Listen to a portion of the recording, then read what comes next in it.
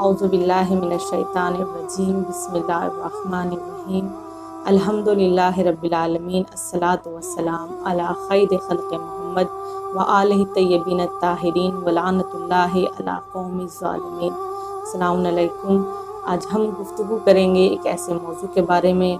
कि जो किसी ज़मान व मकान से मखसूस नहीं है, बल्कि एक ऐसी ज़िम्मेदारी है कि जिससे कोई भी साहिब औलाद बरी ज़िम्मा नहीं है, और वो ज़िम्मेदारी है तरबियत औलाद।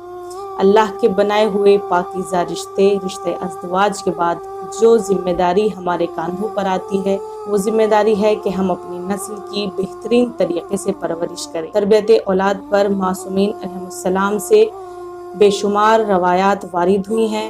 जिसमें पैगम्बर अकरम अलैहिस्सलाम फरमाते हैं, अपनी औलाद की तरबियत करो, यकीनन उनके बारे में तुमसे सवाल किया जाएगा। दूसरी जगह इमाम अली अलैहिस्सलाम फरमाते हैं, बुरी औलाद माँ बाप की आबरू को गंदा कर देती है और वारिसों को रुसवा कर देती है। दूसरी जगह इमाम अली अलैहिस्सलाम फरमाते हैं, कहीं ऐसा ना हो कि तुम्हारी वजह से तुम्हारा ख़ानदान और तुम्हारा रिश्तेदार बदबख्त तरीन लोगों में से हो जाएं। यानी ये ज़िम्मेदारी बेहद ज़रूरी है कि जिसके बारे में अल्लाह हमसे सवाल करेगा। लिहाजा ज़रूरी है कि वालिदैन अपने बच्चों को इसी तरह बुराइयों से बचाएं जिस तरह कुरान करीम ने मिसाल देकर बयान किया है। परवरदिगार सूरह तहरीम की आयत नंबर 6 में इरशाद फरमाता है, बिस्मिल्लाहिर्रहमानिर्रहीम, या अय्युहल्लज़ीना आमनू क़ू अनफुसकुम व अहलीकुम नारा, यानी ऐ ईमान वालों, अपने आप को और अपने घर वालों को आग से बचाओ। इसका मतलब ये नहीं कि फ़कत हम अपने आप को तो आग से बचाकर बैठ जाएं, खुद तो नंबर 1 के नमाजी बन जाएं, खुद तो रोज़ेदार बन जाएं, बेहतरीन कार्य खैर अंजाम दें, मुस्तहबात को अंजाम दें, खैरात अदा करें, तमाम नेक काम अंजाम दें, लेकिन जब उनके घर वालों को देखा जाए तो ज़मीन और आसमान का फ़र्क नज़र आता है। अगर इनका रुख मशरिक़ की तरफ है तो उनका मग़रिब की तरफ नज़र आता है। अगर ये रूहानियत के मुसाफिर नज़र आते हैं तो वो गुनाहों के सैलाब में बहते हुए जा रहे हैं। फ़कत अपने आप को बचाकर निजात नहीं मिलने वाली, लिहाजा अपने बच्चों को, अपने घर वालों को भी इस आग से बचाने का बेहतरीन एहतमाम करें। बाज़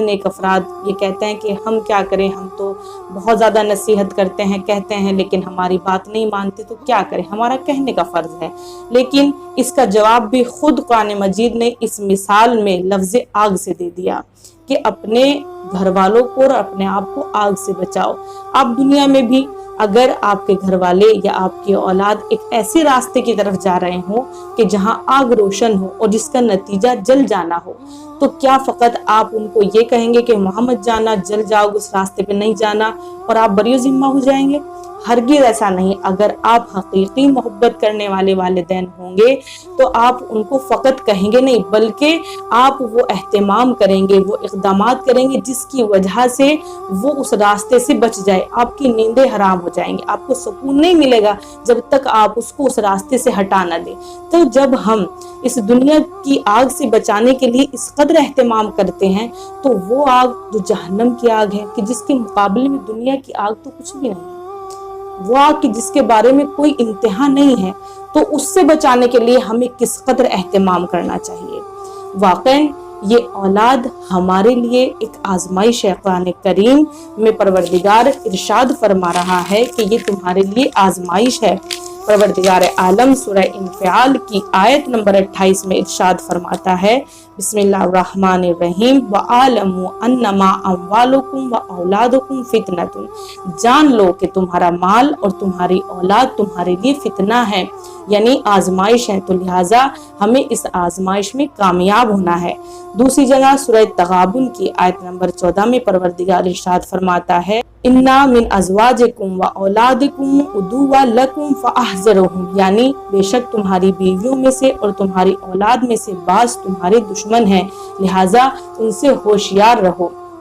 यानी ये वही दुश्मन बन जाते हैं कि जिनकी बेहतरीन तरीके से परवरिश नहीं होती, जिनकी बेहतरीन तरीके से तरबियत नहीं होती, वरना वो लोग के जो बेहतरीन तरबियत याफ्ता होते हैं, कुरान मजीद ने उनको आंखों की ठंडक कहा है। बाज़ ऐसे नेक अफराद होते हैं कि जो اس بات سے ناواقف ہوتے ہیں اور اسی وجہ سے ان کی اولاد برباد ہو جاتی ہے۔ لہذا والدین کا فرض ہے کہ وہ اپنے اس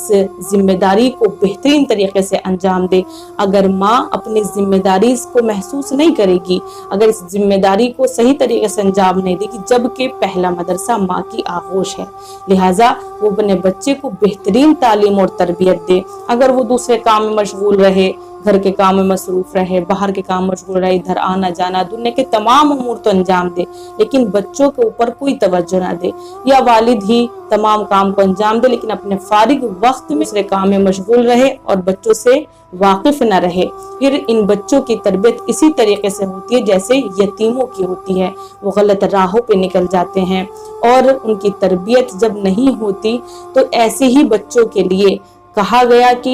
یتیم وہ نہیں کہ جس کے والدین نہ ہو، بلکہ یتیم وہ ہے کہ جس کی ماں اس کو اکیلا اور تنہا چھوڑ دے اور والد بھی دوسرے کاموں میں مشغول رہے اور اس کی طرف توجہ نہ دے۔